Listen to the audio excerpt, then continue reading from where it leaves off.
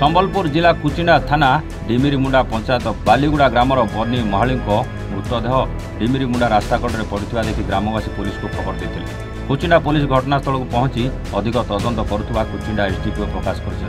सूचना अनुसार डिमिरीमुंडा पंचायत बालीगुड़ा ग्रामर बनी महाकुल गरीब परिवार थिबा बेले कुचिंडारू परिबा किणी झारसुगुड़ा बिक्री करने को दैनंदिन जाइथांती। गतकाली शनिवार मध्य से कुचिंडा बस स्टाण्रु परिबा किणी झारसुगुड़ा बिक्री करी राति 8टारे घर को फेरता बेले राति हत्या करा जाई रास्ताकड़े फिंगी देथिबा परिवार लोक अभियोग करछन्ति। झील मंजू महाकुल अभियोग क्रमे गत राति प्राय 10टारे माँ सहित फोन में कथबार्ता होते एवं माँ कुचिंडारू बस रे आसुवा कथा कही हेले परवर्ती समय आउ माँ घरे न पहुंचू अनेक खोजाखोजी कर हताश होते। सकाळे ग्राम रास्ता कड़े माँ को शव पड़ा ग्रामवासी सूचना पाई शव पाखक जाई माँ को मृतदेह देखि पुलिस को जणाइथिले। झील महाकुल अभियोग जे 1 मास पूर्व मृत बनी महाकुल सहित कुचिंडा अंचल 2 जन व्यक्ति सहित झगड़ा होता। यह थाना एक मामला चलता एणुक मार हत्या कर झील और परिवार लोकों अभियोग रही। कुचिंडा पुलिस घटनास्थल पहुंची प्राथमिक तदंत कर शव को व्यवच्छेद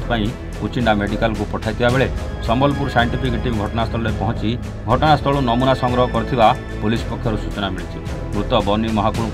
3टी पुओ गोटे झील थिबा बेले ए मृत्यु घटनार अतिशीघ्र तदंत करा जाई दोषी को दंड देवा सहित मृत परिवार वर्ग को सरकारी साहाय्य पई साधारण दाबी होछि। एटा परिबा बिकी कुचिंडा नु घिनि किने झारसुगुड़ा जिसन सबुदिन आउ सेमने आसुतिले सेनो 9 बजे बस रे बसले आइले 10:42 रे फोन करली बेले सेमने कहले जाउछे एखन बस छाड़ला वेला कुचिंडा रो आइला आउ जेंता मैं 11:15 फोन लगौछे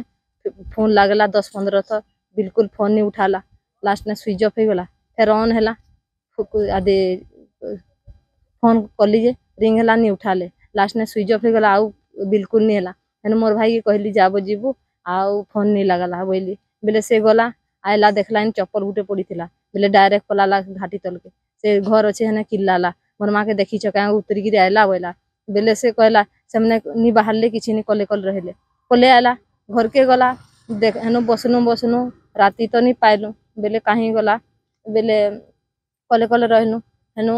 सकाले आइला आमे सकालू आइनु खुजी खुजी बाटे गनु घाटी तल नहीं पाइलु लोक माने आइले इ बाटे बेले से देखले कहले कि हमार घर के गले कही गले बेले इटा देखी आइनु बेले इटा मोर माँ आउ ये मारधर भी है केस मकदमा भी होता मारधर होते कुचिंडा ने केस फाइनल भी नुहे हो इटा मारिक पकई संदेह अच्छे बेले इटा जेन मार झाट कुचिंडा ने सब जेन करुले बेपार बाट सब मारधर जेन झगड़ा झाटी होते हेने सब ये अच्छे पुलिस के कहाई से जाना करबे जो खबर हस्तगत होता थाना रे तो डिमिरीमुंडा ग्रामर जड़े महिला सी जे कि परिया बिजनेस करती परिया बिकती आमर कुचिंडा झारसुगुड़ा भी आनती